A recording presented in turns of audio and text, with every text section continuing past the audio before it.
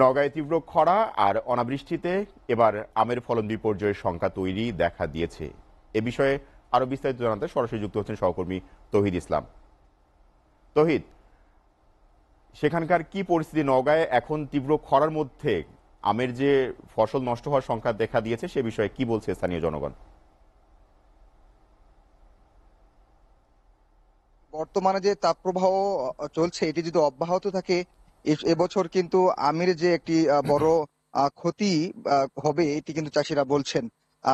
আমরা চাষিদের সঙ্গে কথা বলেছি, তারা যেটি বলছেন যে বাগানগুলোতে আসলে যে পরিমাণ আম ঝরে যাচ্ছে গাছ থেকে, তাতে করে আর সপ্তাহখানিক যদি এইরকম তাপপ্রবাহ থাকে তাহলে হয়তোবা গাছের সকল আমই পড়ে যাবে।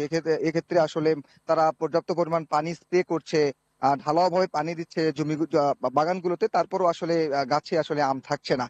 তো কৃষি বিভাগের সঙ্গে কথা হয়েছে আমাদের, তারা বলছেন যে তারা কৃষকদের পরামর্শ দিচ্ছেন এ পর্যায়ে আসলে পানি সেচ এবং এই পানি স্প্রে ছাড়া আসলে আর কিছু করার নেই।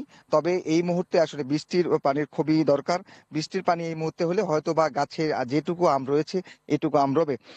চাষিরা বলছেন যে প্রথম দিকে থেকেই আপনার গাছে আম ভালো ছিল, কিন্তু এই যে চলমান যে তাপপ্রবাহ আর যে রোদের যে খরা, এক্ষেত্রে এই জন্য আসলে আমগুলো ঝরে যাচ্ছে। শুধু যে আমের ক্ষতি তা না, এই নওগাঁতে ব্যাপক পরিমাণ সবজি চাষ হয়। এবছরও আসলে ৬,০০০ হেক্টর জমিতে সবজির আবাদ হয়েছে। এখন পর্যন্ত আমরা দেখেছি মিষ্টি লাউ, কুমড়া সহ অন্যান্য যেসব সবজি রয়েছে সেগুলো আসলে গাছগুলো মরে যাচ্ছে। তারা ঘন ঘন পানি সেচ দিচ্ছে, তারপরও আসলে সেই গাছগুলো কিন্তু বাঁচানো যাচ্ছে না। তবে আরেকটি বিষয়, আবহাওয়া অফিসের পক্ষ থেকে কিন্তু এখন পর্যন্ত কোনো সুখবর আমাদের দিতে পারেনি।